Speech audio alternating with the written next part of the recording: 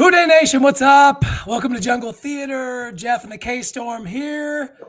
Josh will be back with us soon, but for right now, we get the K-Storm here again as it's been a tough week as a Bengals fan. It's been a little tough to actually compartmentalize what we've been through over the last since the Bengals beat the Jags.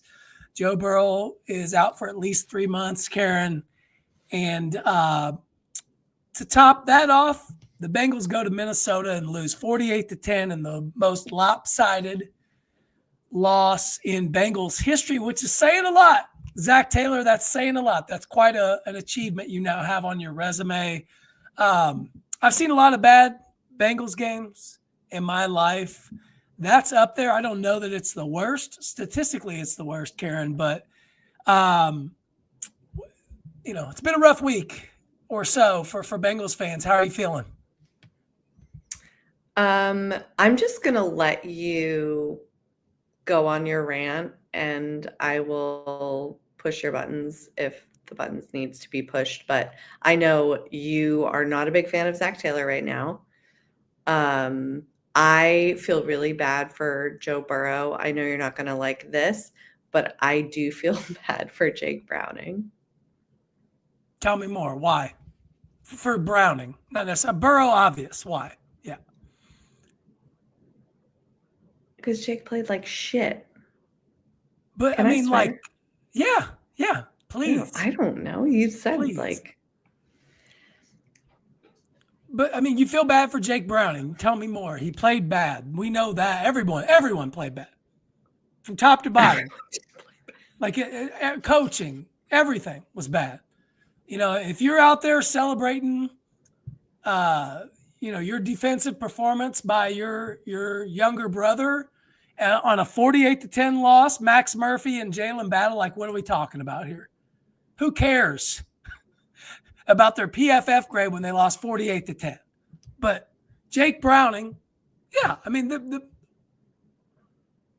I just feel bad because I am assuming he was not given the tools that he needed in the last week to be ready for that game. Not prepared. And I know you're just going to make me say Zach Taylor. But I mean, like you said, you feel bad for him. You don't think he had the tools available to him. So who provides the tools for the quarterback to be ready to play? The offensive coordinator. Okay. Which is Dan Pitcher. Okay. But who calls the plays? Whose offense is it? Joe Burrow's. Okay. I don't think yesterday was, but I will say, in so many words, right? Zach Taylor didn't have the team right. They quit yesterday. And I've seen some bad games under Zach Taylor, and I can't say there's been very many times where I think the team quit, but I think they did yesterday. And it was a cavalcade of errors. And Taylor says after the game, you turned over 5 times. And yeah, you turn over 5 times, you're not beating anybody. Whether it's Joe Burrow, Joe Montana, Tom Brady at quarterback, you turn over 5 times and they don't have any. 2 of those for scores. You're not winning. You're not even coming close to winning. Did Tom Brady ever turn it over 5 times? I'm sure he did. I'm sure he did. I'm sure. I mean, we'll fact check that in real time. Yeah. But I'm sure of that. Right, long career he's going to have. And I mean, again, I titled this one, State of the Bengals keeping Poise in the noise. It is one game. So can you compartmentalize that as a fan? It's one game. The Bengals are 2-1. They probably should be 0-3. I'll say you like as a fan, you cannot compartmentalize that as it was one game. So? Not mentally tough enough. No, you cannot compartmentalize that as one game. I think I handled yesterday pretty well. When you came in and changed your jersey and put a Reds shirt on and turned the game off. Yeah. I mean, I didn't say anything. I just changed clothes. Okay. That's what we do. Okay. But, hey, maybe that brought the Reds a victory. I don't know. But what I do know is the Bengals weren't prepared to play. You look at this, Karen. Let's just look at this from a big picture. Like Joe Burrow's out, likely for the season. Maybe he comes back if there's a chance, but let's go ahead and say he's probably done. We were there, right? Bengals, Jags, big win. Joe Burrow goes down. He gets hurt. Everybody's talked about it, all this stuff, right? Bengals fans that day, it was a real, there were some highs. And then you're like, oh, like that. I think that night after we got home, the notification comes through about 9:00 that Joe Burrow needs surgery and he's going to be out for 3 months. So it immediately goes to, all right, Jake's done this before. He went 4-3 in 2023, right? We're just going to be able to turn it on. Let me ask you this. You're obviously objective. I'm not. Do you think this is just one of those situations where like it finally hit these guys that like Joe Burrow's out and all the emotions of the last week, big win, losing the leader of your team, he's not in the building, he's having surgery, all these things were just too much noise and it just all came crashing down and they couldn't focus on playing and that's what we saw yesterday? Or is it just a hint of things to come for the next 14 weeks? No, it was all the noise that started the summer. It was Trey Hendrickson. It was all the bullshit leading into it. Like they could have just been focusing on let's prepare everyone. Let's be ready for anything. But no, we had to go through T, we had to go through Trey. And then, so I just feel like it was all not a cohesive unit. I know you're just going to make me say it was Zach Taylor, but I don't think they were all on the same page and playing like,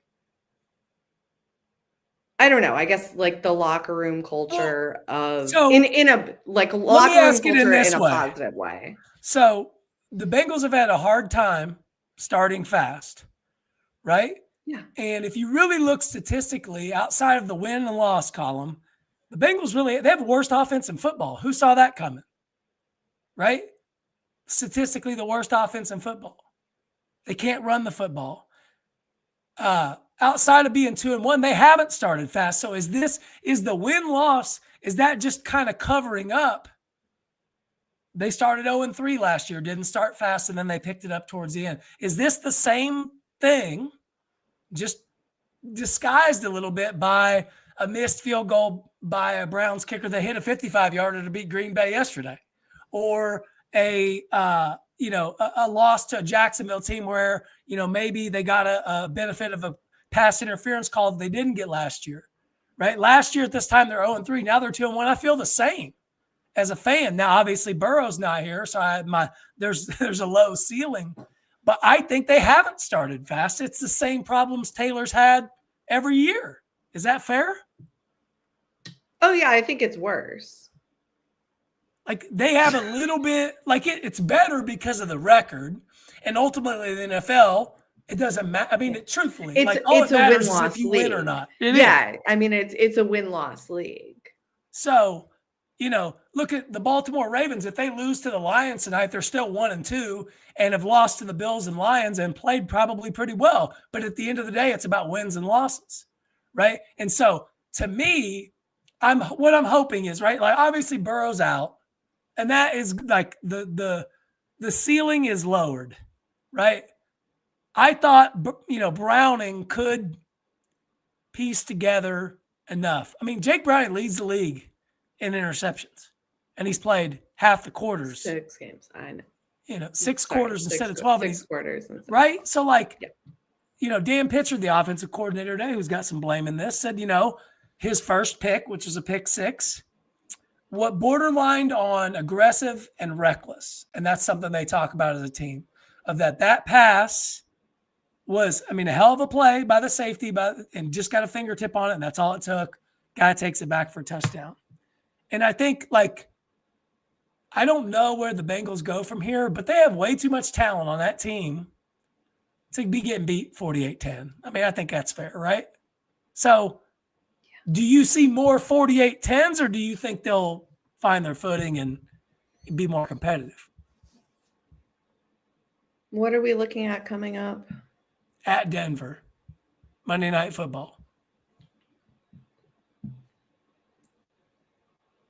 Who is all hurt? Because I stopped watching part of the game, and then I was just like watching Bengals social media, and all they just kept posting and sharing on their stories was like injury reports. Yeah. I mean, Noah Fant's So got who's like he's going to be out. Noah Fant's out with a concussion. Noah Fant's in yes. concussion protocol. You have an extra day, but I'd say he's likely out for that Cam Taylor game. Britt, is he out again? Cam Taylor Britt will probably be back. Dalton Reisner, the calf, maybe he's back. It's a lot of, like, at the end of the day, it's not Jamar Chase, it's not T. Higgins, it's not Chase Brown, it's not Mike Gesicki, it's not Yossi Vosh, it's not Mitchell Tinsley, it's not really any of the offensive line that's been there. But yesterday, I mean, Orlando Brown and Ted Karras, two of the worst performances of their career. Not great. Like, these are your captains and your leaders of your team, and they're getting their asses kicked. Yeah. Like, that can't continue. Just yesterday? This was just yesterday.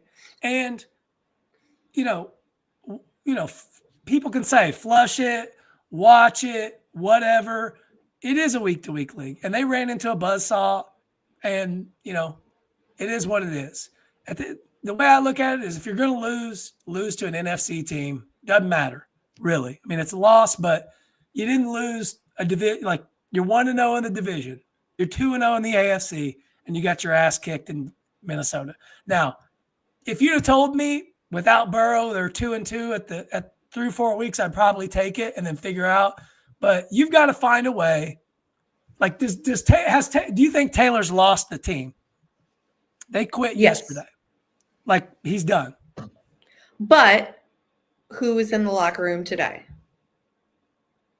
Who was in the building today? Joe Burrow was in the building today on a scooter in a cast. And to me, I made a comment on social media that showed me that he didn't accept what happened yesterday just the way we all didn't accept that, because he could have easily just not been there, and he's probably supposed to rest and like whatever. He came in for meetings, and like, that to me is a leader, and of saying like, hey, we're all in this together. Like, he had absolutely nothing to do with that loss yesterday, but he was there. So what does that say to you about how he feels about it? And it's not like he can do anything, but does that send a message to his teammates that, hey, not all is lost here? I mean, I feel like it sends a message of like, we need to go on a coup of like, take back power away from Zach Taylor. Like, well, somehow that was my question. If you lose the locker room, though, if you lose the locker room in pro sports, you're done. College, you're done. Like, you are done if you lose that locker room. And well, then did Burrow show up to talk to Taylor, or was it to show? Like, I just wonder, like, was he putting on a face to be like, no, we still support our coach. Like, this is our leader. We support him. And then behind closed doors was like, what the? I think he cares. Well, and I think he's pissed. He's pissed that he's hurt. He's pissed he can't help. He wants to help. He wants to be there. I'm sure he's there to tell people and have tough conversations and do what he can. He can't travel to Denver. He's not going to be there, right? But he is the face. He's the face of the city. He's the face of the franchise, like, literally. And they failed him, and that's a topic of another conversation. I'll leave that to everybody else. I couldn't stomach doing any talking points on that. Like, we all know what it is. But at the same time, as Lamar Jackson fumbles the football and on 4th and goal, it doesn't score, so the Lions have it up 14-7. Go Lions. But go Lions. So see, other teams can face adversity too. Let's see how the Ravens respond. But I think it says something to me, because Burrow did not have to be there today. Like, I don't think anybody expected him to be there today, quite frankly. And so, to me, if I'm a teammate, where was the surgeon? Is it in Cincy? It was in Birmingham. Alabama. Okay. Yeah. So Dr. James Andrews' office, Norm, somebody, guy looks straight out of the SEC conference commercial. I mean, just go look at him. Norm, Dr. Norm. He's got the woven belt and like swoop over Alabama haircut. You'll Like go the see guy's him for your foot. yeah, for my heel. Yeah, I need to see a foot and ankle specialist. But I think that said something to me that Burrow cares. I mean, who knows where the season goes, but I'm sure there was a tough conversation with Taylor. And, Zach Taylor, he knows his way around a press conference. He hits all the cliches. He hits all the talking points. Like it's all a bunch of noise. As Marvin Lewis used to say, I see better than I hear. How does your team respond after getting their ass kicked 48-10? And, quite frankly, probably should have been worse than that. Yeah. That's what I need to see is Monday night. What does that team look like? Do they go to Denver and get their doors blown off by a good team who's lost 2 tough games? They're 1-2, coming off a tough loss at LA. Or do you see a Bengals team that battles and beats a team that you beat last year at Paycor to give yourself just a little bit? It's the same team you beat with Burrow last year, right? The last game of the season. And it obviously different circumstances, different time, different place of the game. But at the end of the day, man, we can't run the football. Chase Brown has nowhere to go. And we can't, we build a team, Karen, to pass block. Orlando Brown, Dylan Fairchild, Ted Karras, Lucas Patrick / Dalton Reisner / Jalen Rivers, whatever, and Amarius Mims. Is Fairchild hurt? No. Okay. I mean, could be, but I don't think so. Okay. They were brought into pass block. So now Taylor goes into a game and says, we're going to run the football. I got news for you, Zach. You can't just do that. No one respects the run game from the Cincinnati Bengals. No one. They know you got a backup quarterback in. You're going to have to throw the football down the field. And you got to, like Tony Romo during the game, say what you want about him. He's like, stop running the ball on first down. They run it. He was his call, yeah. He was right. His playbook, yeah. Yeah, but stop running it on first down. They know what you're doing. It's 2nd and 12, right? So then you're putting yourself in. Jamar. I think it's as simple maybe as this.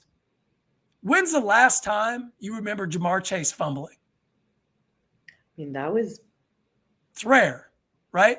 It's not good. And so if maybe it's just one of those nights or days, whatever it was, where just everything that could go wrong did, right? You lost your quarterback, like whatever. Everything, like if this is what at least I just need you to be competitive. I don't know if you'll win in Denver. I don't know. You can, but if you don't, you don't, like whatever, but at least compete. Like don't quit. Like, come on. So that's my thing is like, maybe it just was like a cavalcade of things that happened because even like when it was 17-3 and the Bengals were driving. Oh, yeah. And they're in plus territory. They're at least in field goal range, Karen. Okay. 17-3. I was watching at this point. Yeah. Under 2 minutes, right? So you're trying to get the ball at the start of the second half. Minimum, you're going to get a field goal. Most likely, right? At least an attempt. And Fant is holding the ball out here, gets it knocked out, guy runs it back for a touchdown. Same guy that picked it off. So like it was a cavalcade of things. If you just get a field goal there, let's just say it was a field goal, 17-6, and you get the ball back. And then they get a field goal again to start the second half. It's 17-9. Like you're probably not going to win, but you feel a little better. And that's the worst case scenario. No, what'd they do? Fumble, touchdown. Got the ball back. Jamar Chase, fumble, leads to a touchdown. Trying to run out the clock. Samaje Perine. Literally, they're just trying to run out the clock. Yeah. Fumbles. Hurts his thumb. Yeah. Injury update, not as bad as they think. So they think maybe he'd even be available either this week or next. Forgot about that. Like it just was one thing after another. It's like, my God. And then after it's 34-3 at half. And at that point, that's when they quit. It was just like, woe is me. We lost our leader. And I've not seen that from a Zach Taylor coach team. I don't think ever. Even the year that they his first year when they went 2-14. They played hard. So that's what I'm looking for next week, Karen, is do they compete or do they fold it up and say, oh, boo-hoo, our quarterback's hurt. Like, well, we can't win now. Like Jake Browning, say what you want. We watched it in person. He led them to win the game. He made the plays so he's capable. Yes, he throws picks and all that stuff, but he's capable. So let me ask you this. I know you believe in, would you go and bring somebody else in? Would you make a trade for a Kirk Cousins or someone like that at this point? A Jameis Winston? Somebody that's, played a little bit more in the league. No, because of the locker room. Like I think there is something there. And I think it would just cause even more turmoil than they've already faced with. You think it would hurt the locker room to bring in a Kirk Cousins than to stick with Jake? I'm not saying you're wrong. I'm not saying you're wrong. I'm just clarifying. I mean, I think you're probably. It's probably not going to matter. Like Kirk Cousins is not, I mean, he used to be good. I just think there's so much turmoil that like if you just keep adding more change, like that's not going to help. Okay. Is what I think. And then you've gone through all the scenarios of like, well, this was before yesterday's game of what could happen with like any trades or the dealings of Jake Browning, basically. Yeah, I mean, coping, can you win 5 games? Can you win 5 games and then, Burrow gets back, right? So, like, that's my thinking. But I'm going to ask you this. So it's September 22nd. The trade deadline is November 4th. Will Trey Hendrickson still be on the Bengals on November 5th? I hope not. I don't like him. Well, I don't care if you like him or not. It's just this is a pure, like, if the Bengals are 2-6 at the trade deadline, would you trade Trey Hendrickson to a contender so that you can get some draft capital, or you just ride it out? I'm just going based on emotions. So you would trade him? Like, I think he's trash for the culture of, like, all the drama that was created. I think that's what is causing the downfall right now is, like, there's not as... It's like back of house and front of house in a freaking restaurant. Maybe. It could very well be. I think the problem, there's a couple things.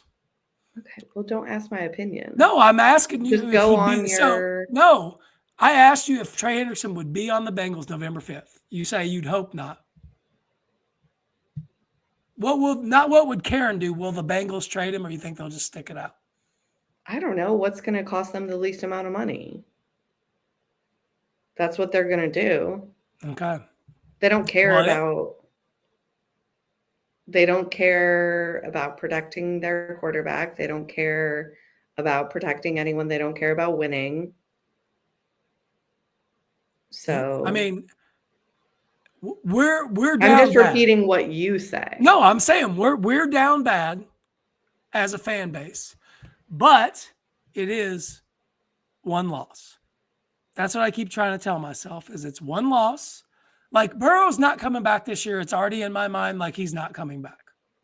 Like, yeah, we can talk about it and say all that stuff, but, like, he's not, right? Nor maybe should he, quite frankly. No, he shouldn't be back this year. Like, he shouldn't.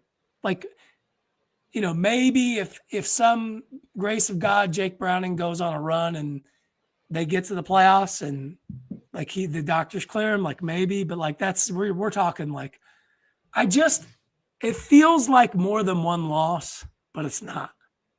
I don't know how much equity Zach Taylor has left in the locker room.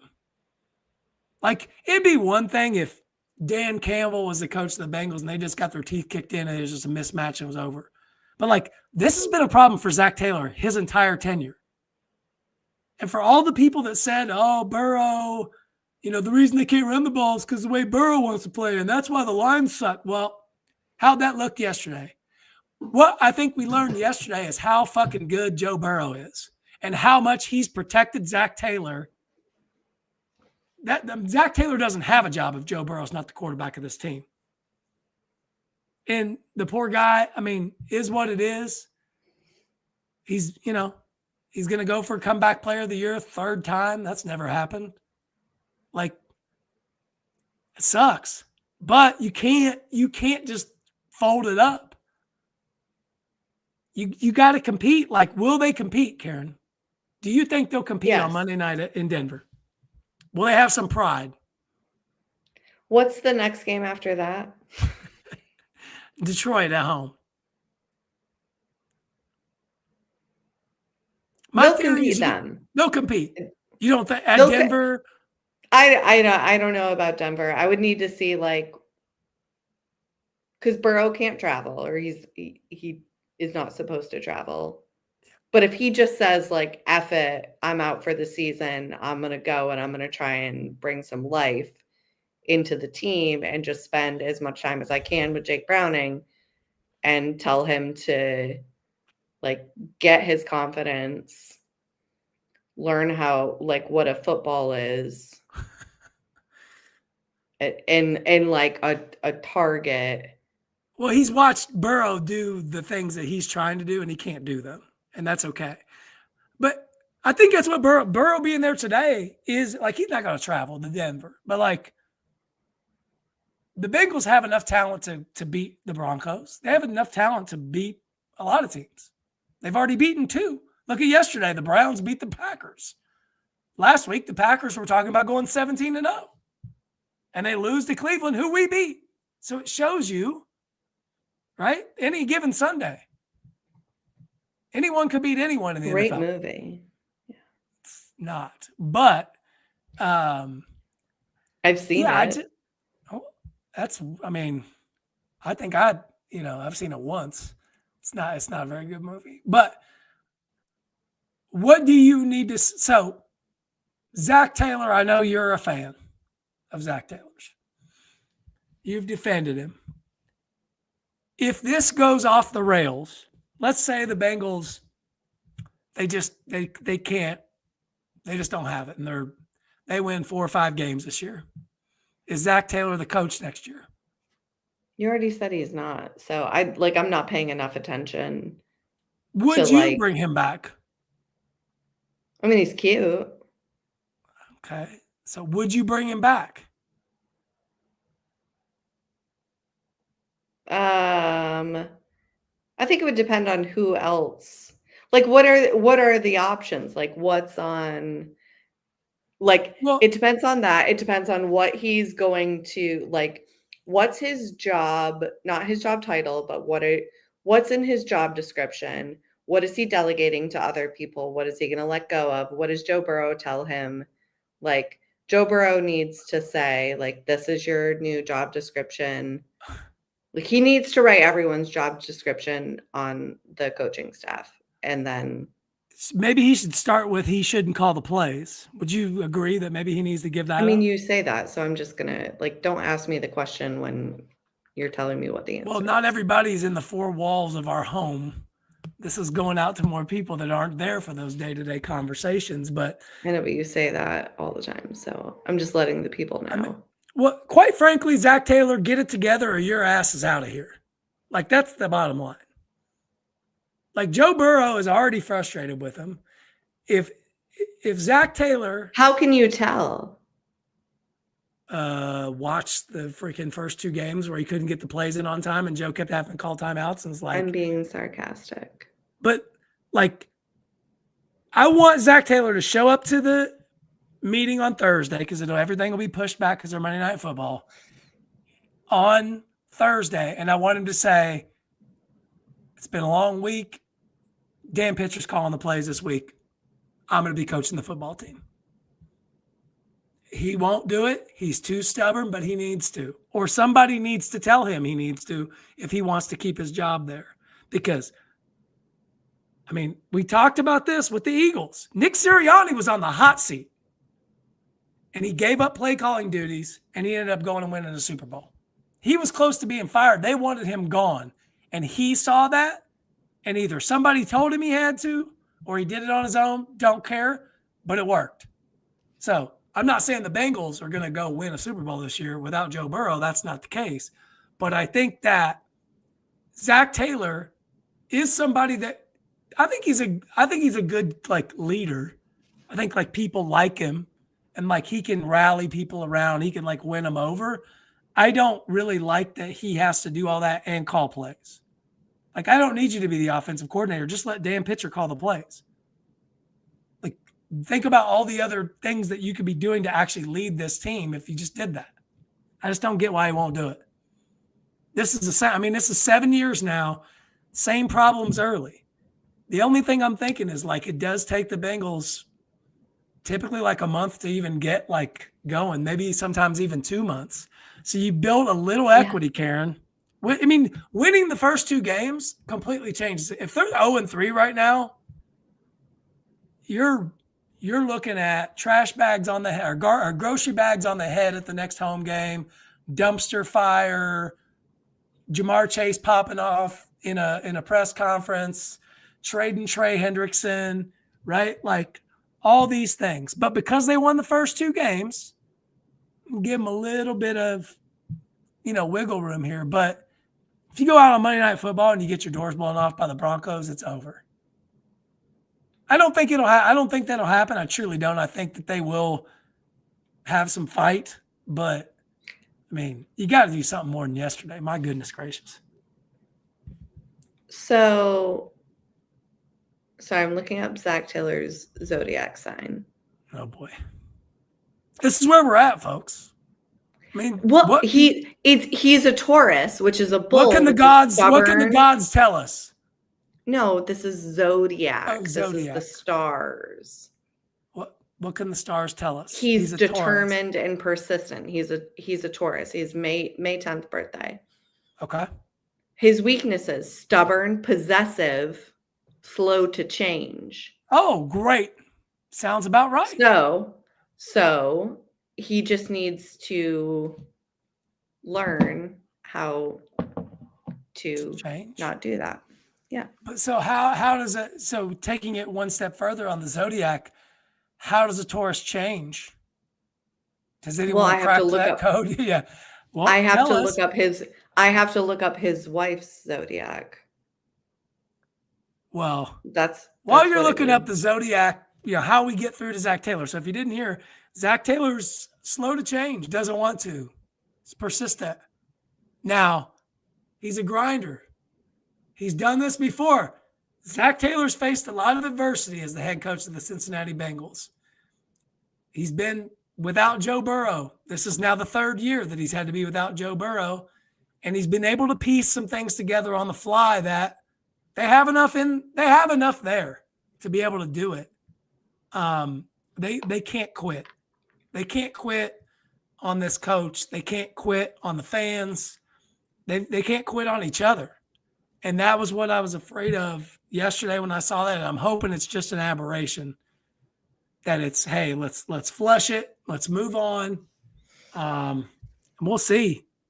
I mean, I feel like they can, but we might be sitting here. I mean, it'll be a week from tonight. They'll be playing Monday Night Football, and we'll see. But any additional thoughts on the zodiac sign of Zach Taylor? I think that's fitting, though. That's a really good nugget to bring in. What's Joe Burrow's? He's December what?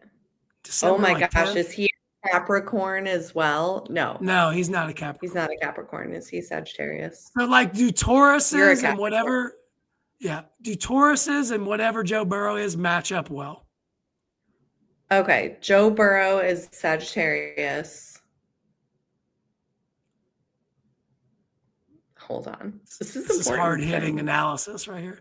So you've got a Taurus and a Sagittarius. Do they get along?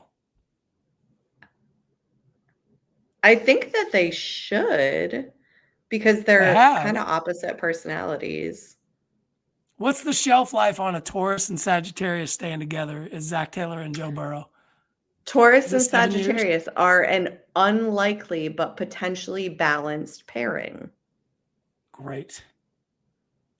Well, there you have it. The zodiac signs say Taylor and Burrow are destined to be together until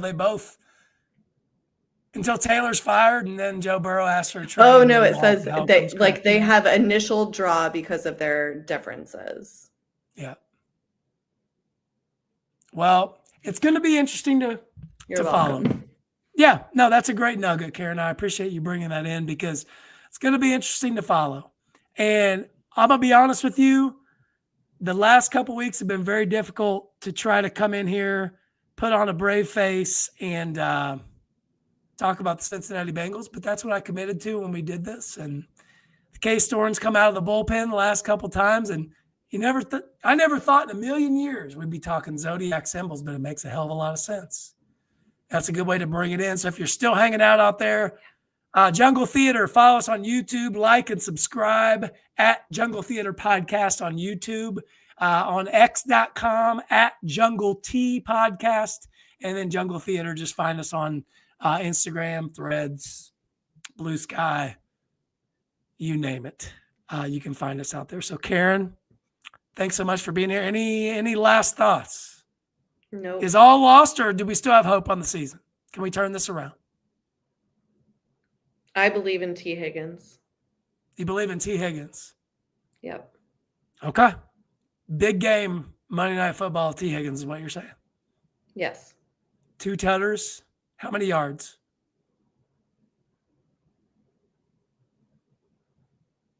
119. 119 yards and 2 touchdowns for T. Higgins on Monday Night Football.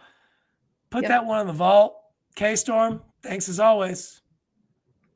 We'll talk to you next time. As always, Hoo Day.